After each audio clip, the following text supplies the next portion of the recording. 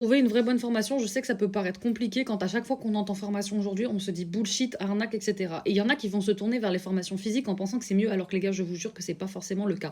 Donc on va faire un petit point. Déjà, on va déconstruire directement les idées reçues. C'est pas parce que ta formation elle est en physique et c'est pas parce qu'elle est certifiante, genre Calliope, machin et tout, que forcément c'est de la meilleure qualité qu'une formation que tu peux trouver en ligne. Il y a des charlatans de ouf en ligne, mais il y a aussi de la très bonne qualité. Et il faut savoir qu'il y a des écoles qui font très bien leur boulot, mais il y a aussi des écoles qui payent leurs intervenants au lance-pierre et des intervenants qui vont former dans ces écoles juste parce que c'est des pros qui trouvent pas de boulot parce qu'ils sont mauvais. Donc première chose, déconstruis tes idées reçues en mode les formations en ligne c'est de l'arnaque, les formations en réel c'est des bêtes de trucs, c'est faux, hein, c'est complètement faux. Tu trouves des super choses en ligne et tu trouves des super choses en école et inversement tu trouves de la merde partout. Ceci étant dit, évite les écoles et les formations qui vont absolument jouer à fond sur tes émotions pour que tu souscrives. Ils vont forcément essayer de faire du marketing. Je te dis ça en tant que marketeuse, ne t'arrête pas au marketing. À chaque fois, on va vouloir jouer sur tes peurs, sur tes douleurs, sur tes envies, sur tes désirs. Et laisse ça de côté, regarde le concret. Qu'est-ce qu'on te propose en termes de programme, en termes d'exercice, en termes d'intervenants, en termes d'accompagnement. Le reste, c'est du message marketing, tu t'en fous.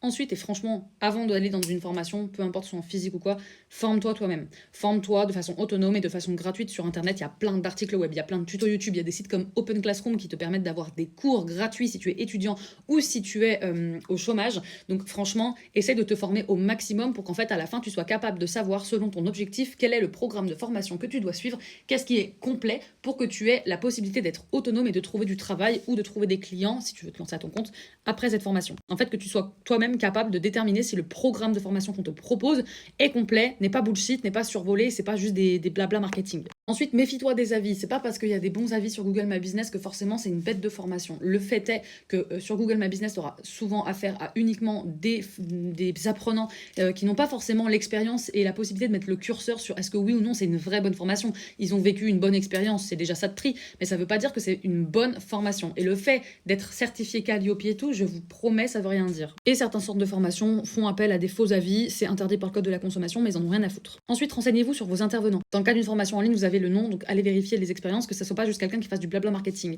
Et dans le cas d'un intervenant en école, je vous promets que les écoles qui sont fières de leurs intervenants, elles vont bien mettre le nom de leurs intervenants et dire bah, c'est un agrégé, c'est un normalien, blablabla. Allez vérifier l'expérience de ces personnes-là, leur qualification, et simplement s'ils font du bon travail. Et même s'il y a d'excellents intervenants dans des écoles physiques, ne partez pas que du principe que parce que c'est une école physique, ça va être génial. Je connais une nana qui forme des BTS sur le sujet de WordPress alors qu'elle-même, elle suit une formation sur WordPress à Open Classroom et qu'elle fait des sites Wix qui sont arrachés. Mais cette fille-là, en fait, elle trouve pas de boulot, donc elle va faire quoi? Elle se rabat sur la formation et elle forme les gosses qui, eux, ont payé pour leurs années d'études. Vaut mieux une vraie bonne formation en ligne auprès de quelqu'un qui est expérimenté que des intervenants qui se rabattent sur des formations en présentiel parce qu'ils n'ont pas de clients et qu'il faut bien bouffer. C'est juste des mauvais pros qui sont payés à coups de lance-pierre. Encore une fois, pas tous, hein.